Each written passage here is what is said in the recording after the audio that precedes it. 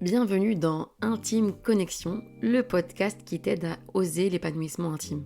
Je suis Zina Hamzaoui, sage-femme, sexologue clinicienne, auteure du livre Chute Hashoma, thérapeute de couple et surtout passionnée par le bien-être des femmes et l'épanouissement intime du couple. Dans ce podcast, nous allons plonger au cœur des sujets sensibles et parfois tabous liés à la sexualité en créant un espace sûr et bienveillant pour des discussions ouvertes et éclairées. Intime Connexion est dédié à toutes les personnes qui cherchent à comprendre, à développer et à améliorer leur vie sexuelle. Que tu sois célibataire, en couple, novice ou expérimenté, ce podcast est conçu pour te fournir des conseils pratiques, des informations précieuses et des réflexions approfondies pour t'accompagner sur le chemin d'une intimité épanouie, sans chouma et toujours avec respect, pudeur et bienveillance. Prépare-toi à des conversations authentiques, des découvertes enrichissantes et une connexion intime avec toi-même et ou avec ton époux-épouse. Bonne écoute! Salam alaikum, j'espère que vous allez bien.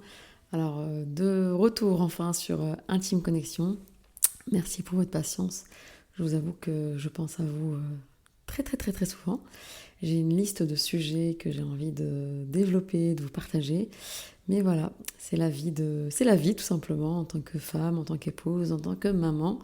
Et en tant qu'entrepreneur, bien, on ne fait pas toujours ce qu'on veut, quand on veut, comme on le veut. Mais voilà, alhamdoulilah, la vie est telle qu'elle est. Et on est pleine de gratitude. On commence positivement, vous me savez, vous me connaissez plutôt. Et donc je reviens avec un sujet qui est fréquent en consultation, qui est celui du désir. Donc il y a des femmes parfois qui viennent me consulter en me disant je viens parce que justement je ne désire pas mon mari, je pense que j'ai un problème, c'est pas normal, ça va pas en s'arrangeant. Et au fil du rendez-vous, au fil des rendez-vous, à un moment donné, je leur dis une phrase un peu choc qui est « Mais tu ne le désires pas parce qu'il est indésirable ». Je vais la répéter. Tu ne le désires pas parce qu'il est indésirable. Alors c'est une phrase qui peut en choquer plus d'un et d'une, mais véritablement, c'est important de comprendre que le manque de désir, parfois c'est pas un dysfonctionnement en fait. Parfois c'est une réponse saine à une relation malsaine. Alors je vais un petit peu expliquer tout ceci durant cet épisode. Vous savez, c'est une image que je vous donne souvent, c'est que le désir, c'est pas un bouton on-off, d'accord? Donc c'est pas plutôt un bouton off-on dans l'autre sens. Et qu'au contraire, il y a besoin d'un contexte, d'un environnement dans lequel il y a une véritable sécurité émotionnelle, dans lequel il y a un véritable bien-être, il y a une relation qui est qualitative. On devrait être dans un couple sain qui fonctionne bien. Et quand on a ces ingrédients qui sont réunis, donc vraiment le bien-être, le confort, la complicité, le fun, comme j'aime dire, etc., le désir, il est au rendez-vous. Le désir, il est même palpable. Ça se voit, ça se ressent. Il n'y a pas besoin de faire des efforts, de la mise en scène ou que sais-je. Le désir, il va être à ce moment-là spontané parce qu'il découle finalement d'une relation qui va bien. D'accord ? Quand on aime, on ne compte pas. Quand on aime, on ne calcule pas en fait. Le désir vient spontanément. Par contre, quand il disparaît, c'est pas forcément un problème. Alors ça peut être un problème. Je vais ouvrir une grande parenthèse ici. Le désir, quand il est absent, ou ce qu'on appelle le désir sexuel hypoactif, donc quand il a tendance à diminuer, il peut être lié à un problème organique, un problème de santé annexe, par exemple un trouble de la tension artérielle, une baisse de l'immunité liée à une infection virale qui traîne un petit peu, d'autres infections associées, des douleurs qui sont apparues qui de base n'étaient pas liées à un problème de désir. Une baisse de désir, elle peut aussi être liée à un épuisement récent ou chronique, à un trouble du sommeil, à une alimentation qui est trop riche on va dire en aliments ultra transformés, et donc il y a une baisse d'énergie qualitative chez ces personnes-là. Mais parfois, quand le désir disparaît, en fait c'est un signal qu'il y a quelque chose d'autre qui ne va pas. Alors, pour cet épisode, je suis en train de filmer en même temps. Donc, c'est une première pour ce format-là. Donc, parfois, je divague en regardant dans le cabinet et puis je me rappelle que je dois regarder l'écran. Donc, vous me direz si c'est un format qui vous plaît ou pas. Donc, je reviens. Quand une femme me dit « j'ai plus envie de lui », parce qu'en fait, il me crie dessus tous les jours, parce qu'il me rabaisse, est-ce que ça signifie que je suis frigide ? Non, madame, vous n'êtes pas frigide en fait. Vous êtes juste en tout cas, votre corps est en train de prendre une décision pour vous protéger, parce que vous ne pouvez pas désirer ce qui vous met en danger. D'accord ? C'est une réponse qui est très très saine.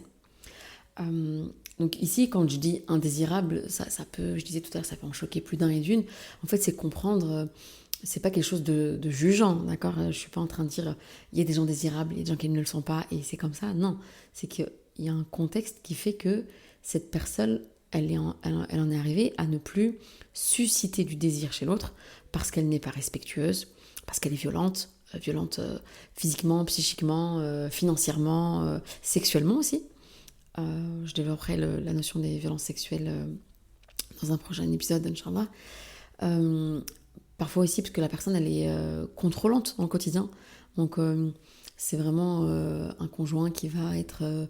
là, ici, j'ai pris le cas de femmes qui viennent me consulter pour ces cas-là. J'ai aussi eu des hommes qui venaient pour des troubles sexuels, des baisses de désir. Et en fait, je leur disais la même chose. Je leur disais, mais heureusement, en fait, que vous ne désirez plus, que vous n'êtes plus excité quand vous voyez votre femme. Parce que votre femme, dans le quotidien, elle est source de souffrance, elle est source d'humiliation. Et donc, heureusement, en fait, que vous la désirez plus. Donc là, je vais beaucoup parler dans le cas de la femme qui consulte pour un trouble du désir, mais ce que je dis au féminin fonctionne aussi au masculin. Donc, je disais, parfois, cet homme, il peut être indésirable parce qu'il est méprisant dans le quotidien. Et donc, bien, le cerveau, il voit ça comme une attaque, comme une mise en danger. Et donc, il ne peut pas désirer cet homme. Okay, et j'ai eu des femmes qui, malgré le fait qu'il n'y avait pas de désir, elles se sont quand même forcées à être dans la sensualité, à aller vers leur mari, à exprimer des pseudo-envies, alors qu'en fait, c'était juste pour, on va dire, elles étaient dans l'illusion que tout allait bien. D'accord ? Elles étaient vraiment en train de se mentir à elles-mêmes, mais c'est une forme de déni en fait qui est développée inconsciemment pour ne pas faire face à la réalité qui est horrible. D'accord ? Et donc, par la suite, c'est des femmes qui vont énormément culpabiliser parce qu'elles vont se dire, mais en fait, comment j'en suis arrivée là ? D'accord ? Et quand on prend le temps de les accompagner, on se rend compte que ce sont des femmes qui, dans leur quotidien, vivent énormément de chantage affectif. Parfois même, la religion est utilisée contre elles. Donc ce sont des hommes qui vont leur répéter à longueur de journée « tu peux pas te refuser à moi, tu connais bien le hadith », en l'occurrence le hadith où le prophète sallallahu alayhi wa sallam a dit qu'une femme qui se refuse à son mari, les anges la maudissent jusqu'au matin. Souvent c'est un hadith qui est connu par bon nombre de femmes et d'hommes et qui est utilisé contre en fait le bien-être des femmes. Et comment un homme sain peut se dire ok, je te rappelle ça et je te laisse en fait être maudite toute la nuit par des anges et je dors à côté de toi. Enfin, ça c'est un point qui est vraiment difficile à accepter. Comment concevoir un couple dans lequel l'homme finalement est satisfait de savoir que sa femme est maudite toute la nuit. Enfin, c'est pas quelque chose qui entre dans ma tête. Et donc parfois la religion elle est utilisée aussi de oui mais voilà moi je suis mariée, t'es ma femme donc tu dois répondre à mes envies. Et bien à la longue ce type de message il n'a pas comme effet de monter le désir chez la femme. D'accord ? Au contraire, il a comme résultat le fait que ce sont des femmes qui vont développer des symptômes qui sont des signes de mal-être plus profond. Et donc comme signe, comme symptôme que le corps va développer, très souvent, il y a les sécheresses vaginales. Et donc, quand la muqueuse vaginale elle va être sèche, eh bien, ça veut dire qu'il n'y a pas de lubrification, qui est un signe d'absence d'excitation, comme ce que je vous expliquais juste avant. Et quand il n'y a pas d'excitation, donc je disais, il y a une sécheresse, donc il y a des douleurs. D'accord? C'est vraiment un cercle vicieux qui s'installe. La femme se dit, j'ai pas envie de lui, j'arrive pas à le désirer. Le corps, en fait, donc ça, elle se dit ça parfois consciemment, mais très souvent inconsciemment. Et donc le corps, il va venir manifester cette absence de désir. D'accord? Donc elle aura beau faire comme si tout allait bien et comme si elle avait envie de lui, son corps, il va la rappeler, en fait. Il va la rappeler à l'ordre et il va lui rappeler que non, en fait, il n'y a pas de désir et tu peux pas te lâcher avec cet homme. Donc ici, on comprend que la sexualité, elle n'est pas dissociable de la relation. En tout cas, quand on est une personne qui n'est pas en dissociation, justement. D'accord? Quand une personne, elle va bien de base, ok?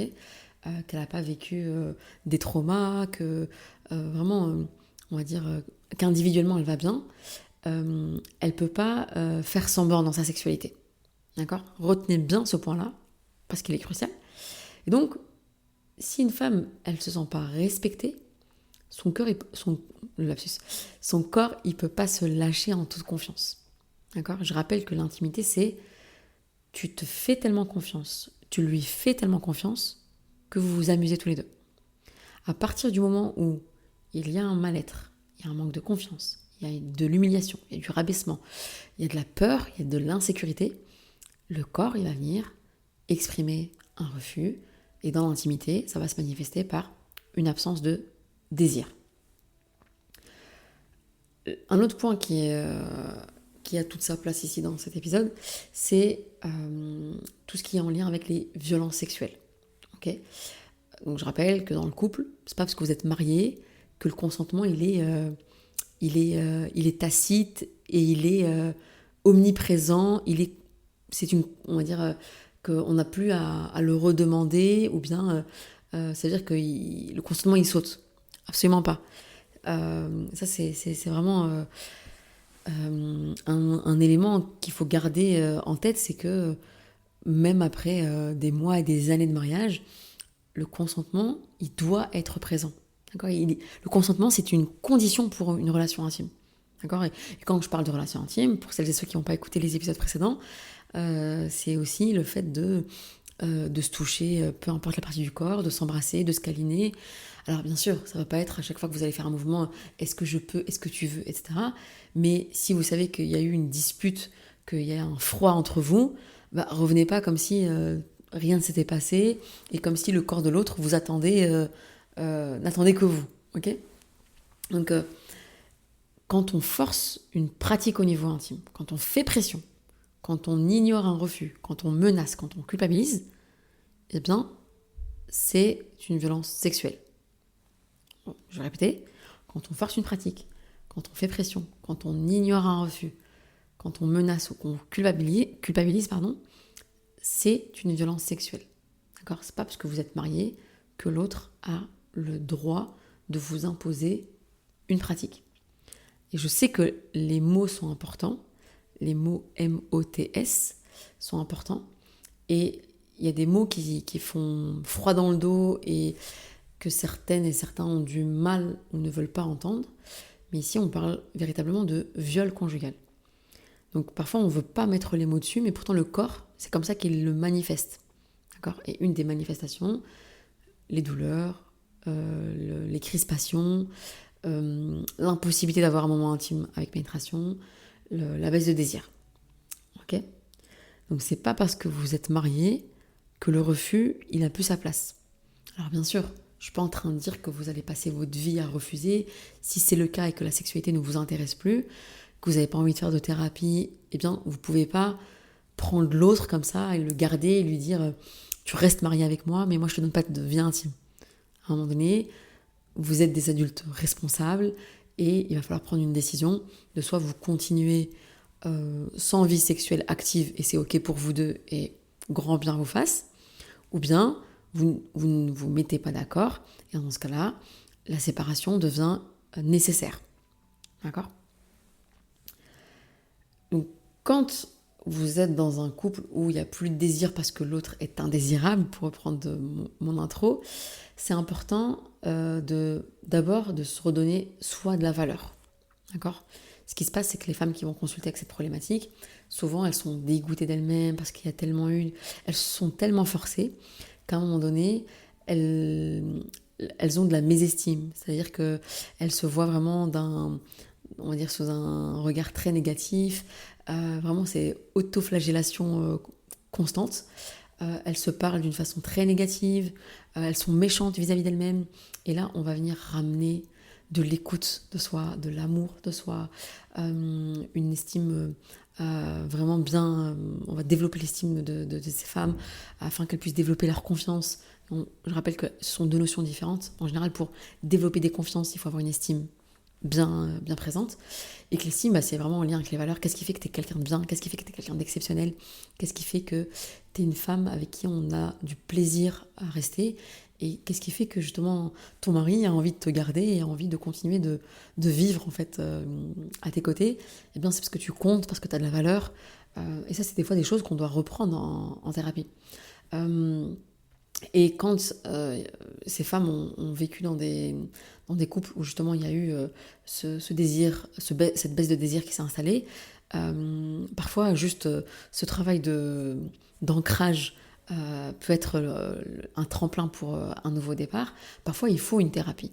D'accord, il faut une thérapie pour refaire un point sur la vie de couple qui a eu lieu, apprendre à mettre des limites, apprendre à discuter de sa vie intime. Comme je suis toujours étonnée, parfois savoir que par exemple les femmes peuvent venir seules dans un premier temps et lors d'un des rendez-vous suivants, je vais inviter le conjoint pour un des rendez-vous pour avoir son avis, son point de vue, voir comment lui vit la situation. Et parfois en fait, lui il la vit différemment parce qu'il n'avait absolument pas conscience des violences qu'il faisait subir à son épouse. Pourquoi? Parce que, bienvenue en 2025, les processus de domination sont, on va dire, parsemés dans tous les contenus auxquels on est exposé, que ce soit sur les réseaux sociaux, dans les films, dans les séries, même dans la musique. Donc, je ne parle même pas des publicités qui sont inondées de cette domination masculine. Et donc, ce sont des relations que l'homme a envers la femme qui sont véritablement banalisées. Donc il y a des hommes qui n'ont pas pris conscience de ces violences-là et qui, malheureusement, indirectement, les reproduisent dans leurs relations. Alors qu'ils ont parfois de très bonnes intentions et que ce n'était pas du tout ce qu'ils voulaient faire. Et je rappelle encore une fois que la bonne intention ne suffit pas dans le couple. Okay, la bonne intention ne suffit pas dans le couple et qu'il faut véritablement déconstruire pour reconstruire. Okay, donc mettre du sens dans vos relations afin que tous les deux, vous soyez épanouis. Parce qu'il n'y a rien à faire. Un homme qui est marié à une femme qui n'a pas de désir, donc elle en souffre, mais lui aussi en souffre. Et inversement, une femme qui est avec un homme qui n'a pas de désir, elle en souffre véritablement. Et d'ailleurs, je vous avais promis que je ferais un épisode sur cette nouvelle problématique que je rencontre de plus en plus. Donc des femmes qui consultent parce qu'elles sont avec des hommes qui ne les désirent pas. D'accord, c'est quelque chose qui est... qui semble bizarre, contraire à ce qu'on véhicule habituellement. On donne toujours cette image des hommes qui pensent qu'à ça, qui courent toujours après leurs femmes, etc. Mais je vous assure que j'ai de plus en plus de femmes qui consultent parce que leur mari il est désintéressé de la sexualité. Donc parfois c'est un signe de dépression, ou de déprime passagère, ou bien d'un grand stress dans leur travail, ou dans leur famille, avec leurs parents, leurs frères et sœurs, ou des fois c'est un symptôme d'une addiction qui est installée depuis quelques années, ou bien aussi parfois c'est un signe qu'il y a une relation extra-conjugale, ou bien parfois qu'il y a un dysfonctionnement plus profond dans cette relation de couple, mais en tout cas, c'est pas normal. Okay, et donc, pour finir, il faut comprendre que si tu ne le désires pas, c'est parce qu'il est indésirable. Et si aujourd'hui ton corps dit non, c'est peut-être quelque chose de très sain que tu dois écouter. D'accord ? Le fait de ne pas désirer, c'est pas parce que toi tu as un problème avec la sexualité, peut-être parce que tu as un problème avec ton conjoint. Okay ? Donc je vous invite vraiment à vous rappeler que rien n'est figé. D'accord ? Rien n'est figé. Toute situation peut véritablement aller vers le meilleur, et c'est d'ailleurs une des caractéristiques des croyants et des croyantes, d'être optimiste et d'être convaincu que la suite sera meilleure.